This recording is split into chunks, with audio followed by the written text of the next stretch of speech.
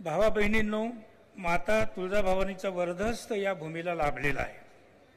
संत गोरोबा काकाच्या वाणीनं कैलासवासी नरसिंगराव देशमुख काटीकर, उद्धवराव पाटील, देवीसिंग चव्हाण यांच्या संघर्षानं आणि सामाजिक कार्यानं पावन झालेली ही भूमी आहे. त्याग करण्याचा व समाजसेवेचा मोठा वारसा या भूमीला लाभलेला आहे. त्याग करण्याची ही परंपरा खंडित न होता आज तागायत सामान्यातल्या सामान्य माणसापर्यंत ती चालत आलेली आहे, आजही चालू आहे. सामान्य माणसाच्या या त्यागावर आणि उदारपणावर 93व्या मराठी साहित्य संमेलनाची ही इमारत उभी करण्याचे धाडस आम्ही येथे केले आहे. म्हणून मला उस्मानाबाद जिल्ह्यातील सर्वसामान्य लहान मोठ्या गरीब श्रीमंत सत्ताहीन सत्ताधारी व या सर्वांचाच सार्थ अभिमान वाटतो. या सर्वांनी मदतीचा हात पुढे केला नसता तर आमच्या नितीन तावडे, माधव इंगळे, रवींद्र केसकर, प्राचार्य जयसिंगराव देशमुख ह्या निष्प्रह कार्यकर्त्यांना आणि त्यांच्या सहकार्यांना संमेलनाची ही इमारत उभी करता आली नसती याची मला जाणीव आहे. जिल्हाधिकारी श्रीमती मुधोळ मुंडेताई, इथले पोलीस अधीक्षक श्री राज तिलक रौशन आणि विविध खात्यांमधले सर्व अधिकारी, कर्मचारी, जिल्ह्यातील सर्व शिक्षणाधिकारी, मुख्याध्यापक व नागरिक, नगर परिषदेचे उपाध्यक्ष, नगरसेवक, श्री विठ्ठलसाई सहकारी साखर कारखान्याचे अध्यक्ष, माजी मंत्री श्री बसवराज पाटील व त्यांचे संचालक, उस्मानाबाद जनता नागरी सहकारी बँकेचे संस्थापक, विद्यमान अध्यक्ष व संचालक मंडळ, आमदार सतीश चव्हाण या सर्वांनी उभं केलेलं हे साहित्य संमेलन आहे. याचा उल्लेख करणं मला आवश्यक वाटतं. यांच्यापैकी कोणी स्वागत सभासद असो अगर नसो पण संमेलन त्यांचं आहे अशी त्यांची भावना आहे. म्हणून त्यांच्यापैकी कोणीही हात आखडता न घेता सडळ हातानं या संमेलनाला मदत केलेली आहे. उस्मानाबाद जिल्ह्यातील लोकांच्या या सद्भावनेचं, आपलेपणाचं मी जाहीर कौतुक करतो. आणखी एका नावाचा मी जाहीर उल्लेख करणं हे मी माझं स्वतःचं कर्तव्य समजतो. पिंपरी चिंचवडच्या साहित्य संमेलनाचे स्वागताध्यक्ष डॉक्टर DY पाटील विद्यापीठाचे संस्थापक आणि कुलपती डॉक्टर PD पाटील यांना संमेलनाच्या मदतीसाठी मी फक्त एक शब्द टाकला आणि त्यांनी क्षणाचाही विलंब न लावता 15 लाखांचा चेक माझ्या हातात ठेवला. याबद्दल मी त्यांच्याबद्दल कृतज्ञता व्यक्त करतो. मित्र हो, 141 वर्षांपूर्वी 1878 साली न्यायमूर्ती महादेव गोविंद रानडे आणि लोकहितवादी गोपाळ हरी देशमुख यांनी पुण्यात या संमेलनाचा पाया घातला. ग्रंथकारांचे संमेलन म्हणून त्यांनी पुण्यात पहिले साहित्य संमेलन भरवले. 1906 मध्ये 4थ्या साहित्य संमेलनात नरसिंह चिंतामण केळकर यांनी पुण्याच्या महाराष्ट्र साहित्य परिषदेची स्थापना केली. 5व्या संमेलनापासून हे संमेलन महाराष्ट्र साहित्य परिषदेचे झाले. पुण्याच्या 1964 मध्ये गोव्याला मडगावमध्ये कविवर्य कुसुमाग्रज यांच्या अध्यक्षतेखाली झालेले 45वे साहित्य संमेलन हे महाराष्ट्र साहित्य परिषदेचे अखेरचे संमेलन. त्यापूर्वी महाराष्ट्राचे पहिले मुख्यमंत्री यशवंतराव चव्हाण यांच्या प्रेरणेनं 1961 मध्ये महाराष्ट्रातील 4 प्रमुख प्रातिनिधिक साहित्य संस्थांनी दत्तवामन पोद्दार यांच्या नेतृत्वाखाली एकत्र येऊन मराठी साहित्य महामंडळाची स्थापना केली. त्यानंतर 1965 पासून या साहित्य संमेलनाची जबाबदारी मराठी साहित्य महामंडळानं स्वीकारली. हैदराबादला प्राध्यापक वाल कुलकर्णी यांच्या अध्यक्षतेखाली झालेले 46वे मराठी साहित्य संमेलन हे महामंडळाचे पहिले साहित्य संमेलन. तेव्हापासून हे साहित्य संमेलन महामंडळाचे झाले. मराठी साहित्य संमेलन साहित्य महामंडळाकडे आल्यानंतर त्यात आंतरबाह्य बदल होऊ लागले. 1956 मध्ये द्वैभाषिक राज्यात व 1960 मध्ये संयुक्त महाराष्ट्रात मराठवाडा व विदर्भाचा प्रदेश येऊन मिळाला. खेड्यापाड्यात, वाड्या वस्त्यांवर, तांड्यांवर शिक्षण सुरू झाले. शिक्षणाच्या प्रसारामुळे नव्यानं उदयाला आलेला लेखक कवींचा नवा वर्ग पारंपरिक लेखक वर्गाला व साहित्य व्यवस्थेला धडका देऊ लागला. या धडकांचा जोर जसजसा वाढत गेला तसतशी जुन्या व्यवस्थांची व व्यवहारांची दारं ही किलकिली व्हायला लागली. आज ही व्यवस्था या नव्या वर्गाच्या हातात आली नसली तरी या व्यवस्थेचे व्यासपीठ मात्र या नव्या वर्गाने जवळपास काबीज केलेले आहे. हे मी एवढ्यासाठी सांगतो की याच्या पाठीमागं मोठा इतिहास आहे. 1878 मध्ये जेव्हा पहिले ग्रंथकार संमेलन भरले होते तेव्हा तिथे जमलेले एकूण एक लेखक हे फक्त उच्चवर्णीय होते. मात्र 1885 मध्ये जेव्हा दुसरे ग्रंथकार संमेलन झाले त्याला त्यावेळी न्यायमूर्ती रानडे यांनी पत्र पाठवून महात्मा ज्योतिराव फुले यांना संमेलनाचे निमंत्रण दिले होते. पण महात्मा फुले यांनी ते निमंत्रण नाकारले होते.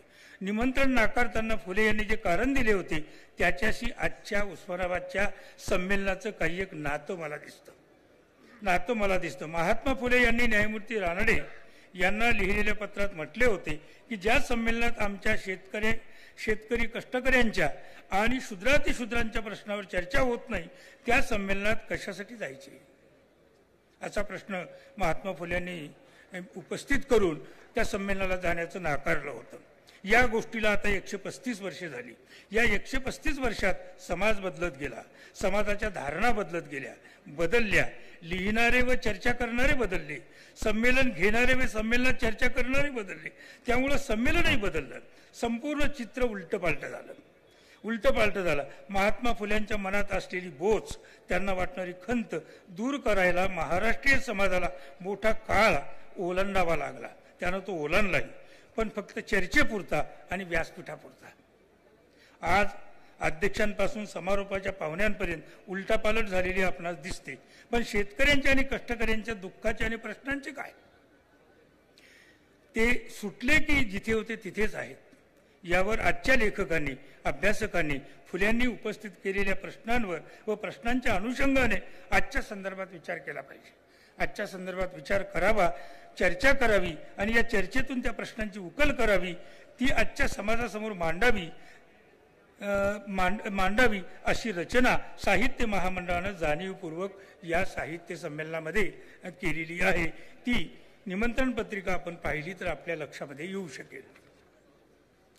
साहित्य महामंडळ ही समाजाशी जोडलेली संस्था आहे.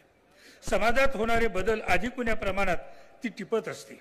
गेल्या 60 वर्षात समाजात होत गेलेल्या बदलांची नोंद वेळोवेळी आपल्या संमेलनांमधून साहित्य महामंडळानं घेतलेली आहे. लेखक कवींचा बदलत जाणारा वर्ग हा या बदलांचा साक्षीदार आहे. आजच्या साहित्य संमेलनाचे कार्यक्रम पत्रकही त्याची आपल्याला साक्ष देईल. आजच्या वर्तमानाचा आधार घेऊन तर काही ठिकाणी त्याला स्पर्श करून आम्ही काळाबरोबर चालतो हे साहित्य महामंडळानं दाखवून दिलेलं आहे. अलीकडेच साहित्य संमेलन घेण्यापलीकडे साहित्य महामंडळ काय करते असा प्रश्न वारंवार विचारला जातो. मुळातच आपला प्रश्न कसा अज्ञानमूलक आहे हे विचारणाऱ्याला माहीत नसते. जे आपल्याला माहीत नसते ते माहीत करून घेण्यापेक्षा साहित्य महामंडळाला जाब विचारण्याची घाई त्याला झालेली असते. असा प्रश्न विचारण्यापूर्वी साहित्य महामंडळ निर्माण करताना त्याच्या निर्मात्यांनी साहित्य महामंडळावर कोणत्या जबाबदाऱ्या टाकल्या होत्या याची आधी नीट माहिती करून घेण्याची प्रश्नकर्त्याला गरज भासत नाही. त्याला त्यात रस नसतो. त्याला रस असतो तो फक्त साहित्य महामंडळाला व त्यावर काम करणाऱ्या व्यक्तींना आरोपीच्या पिंजऱ्यात उभं करण्यामध्ये. याला मराठीत वावदूकपणा म्हणतात. जगभरातल्या, फार तर भारतातल्या म्हणूया, भारतातल्या म्हणा, सर्व मराठी जगतासाठी शक्यतो दरवर्षी एक मराठी साहित्य संमेलन घेणे हे साहित्य महामंडळाचं मुख्य काम आहे. वाङ्मय विषयक इतर कामं महामंडळाच्या 4 मुख्य संस्था करतच असतात. मराठवाडा साहित्य परिषद मराठवाड्यात, विदर्भ साहित्य संघ विदर्भात, मुंबई मराठी साहित्य संघ मुंबईत आणि महाराष्ट्र साहित्य परिषद उर्वरित म्हणजे पश्चिम आणि उत्तर महाराष्ट्रात आपापल्या पद्धतीनं व सोयीनं विविध प्रकारचे वाङ्मयीन व सांस्कृतिक उपक्रम राबवत असतात, कार्यक्रम घेत असतात. तिथे हे उपक्रम राबवण्याची जबाबदारी त्या संस्थांची असते. त्या ठिकाणी पुन्हा साहित्य महामंडळानं जाऊन आणखी वेगळे काही करण्याची गरज नसते. या चारही संस्थांनीच तर एकत्र येऊन हे साहित्य महामंडळ स्थापन केलेलं आहे. महामंडळ म्हणजे तरी काय, तर या 4 साहित्य संस्थांचा संघ म्हणजे महामंडळ. 4 साहित्य संस्थांचा संघ म्हणजे महामंडळ. संघ समजत नसेल तर सोप्या मराठीत याला आपल्याला फेडरेशन म्हणता येईल. फेडरेशन हे सगळ्यांना कळतं. हां, संमेलनाशिवाय जर काही भाषिक प्रश्न निर्माण झाले तर महामंडळामार्फत सर्वांनी एकत्र येऊन ते सोडवण्यासाठी समाजाच्या व सरकारच्या पातळीवर प्रयत्न करावेत, यासाठीही साहित्य महामंडळ आहे. म्हणून तर सर्व माध्यमांच्या व सर्व बोर्डांच्या शाळांमध्ये मराठी भाषेचे शिक्षण सक्तीचे करण्यासाठी व तसा कायदा करण्यासाठी साहित्य महामंडळासह या संस्थांनी एकत्र येऊन मुंबईच्या आझाद मैदानावर जून महिन्यात धरणे धरले होते. त्याला सरकारने प्रतिसादही दिला होता. आता तो कायदा या नव्या सरकारनं करण्याची गरज आहे. आदरणीय मंत्री महोदय समोर ते मदत करतील आणि सांस्कृतिक कार्यमंत्री असल्यामुळे निश्चितच मदत करतील. अशी आशा बाळगायला जागा आहे. साहित्य संमेलनाबरोबरच महामंडळाचे खरे काम हे आहे. गावोगावी हिंडून लहान सहान कार्यक्रम घेण्यासाठी साहित्य महामंडळ निर्माण झालेले नाही, हे असे प्रश्न विचारणाऱ्यांना समजत नसेल तर साहित्य महामंडळ त्याला उत्तर देत बसणार नाही. देऊ नये असे साहित्य महामंडळाचा अध्यक्ष म्हणून मला वाटते. हा, एखाद्याला त्याच्या संस्थेत काम नसेल आणि तो असे नसते उद्योग करत गावोगावी फिरून आपली हौस भागून घेत असेल तर ती गोष्ट निराळी, त्याला बाकीचे लोक काही करू शकत नाही.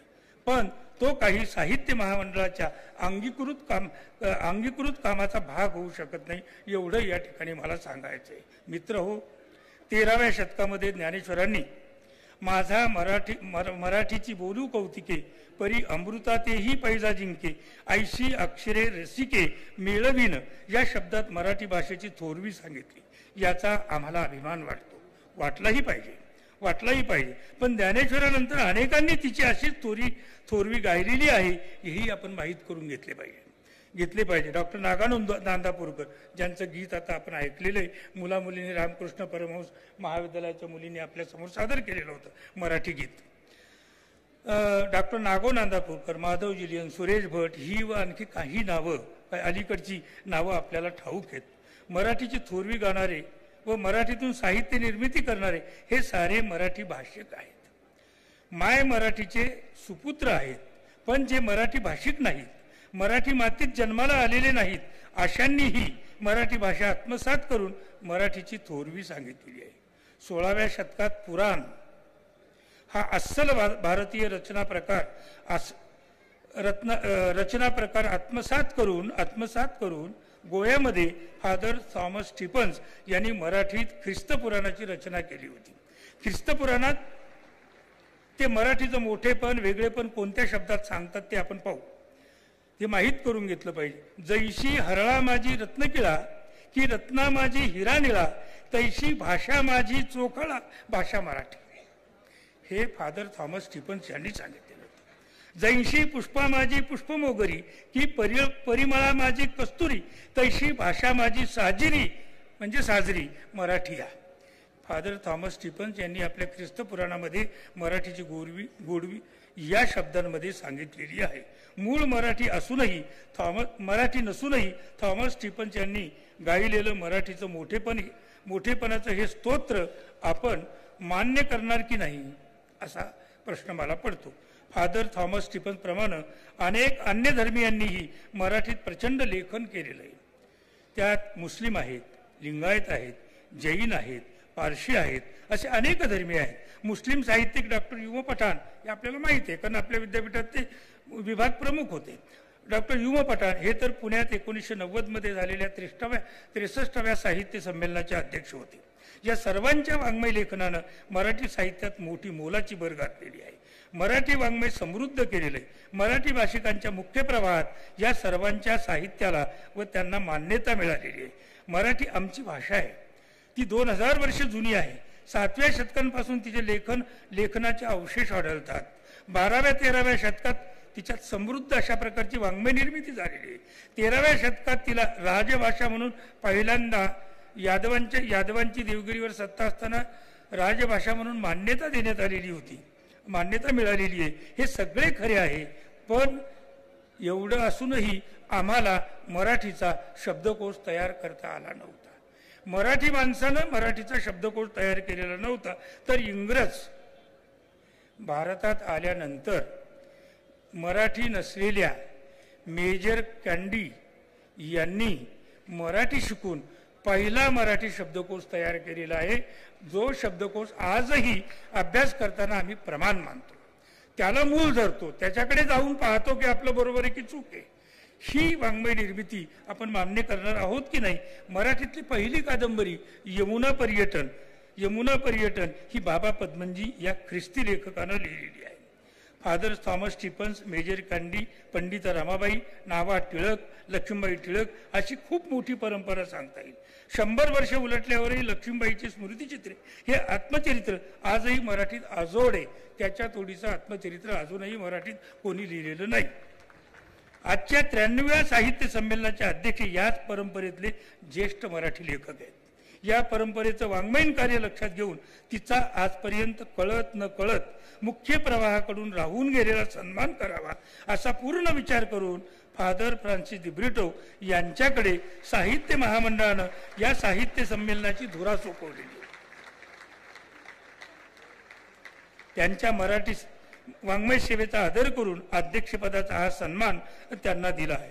त्यासाठी साहित्य महामंडळाच्या वतीनं मी त्यांचं मनापासून आपणा सर्वांच्या साक्षीनं अभिनंदन करतो आणि त्यांच्या अध्यक्षतेखाली आजपासून 3 दिवस चालणाऱ्या या संमेलनात प्रत्येक कार्यक्रमाला आपण सर्वांनी उपस्थित राहावं, साहित्याचा आस्वाद घ्यावा, ग्रंथ प्रदर्शनात जाऊन नुसतं बोलून नव्हे, जाऊन नुसतं पाहून नव्हे तर ग्रंथ खरेदी करावेत अशी आपणा सर्वांना विनंती करतो. आणि आपण या साहित्य संमेलनाला मोठ्या संख्येनं निमंत्रण असो अगर नसो पण आस्थेनं मराठीच्या प्रेमापोटी आलात याबद्दल पुन्हा एकदा आपणा सर्वांचं स्वागत करतो आणि थांबतो. धन्यवाद.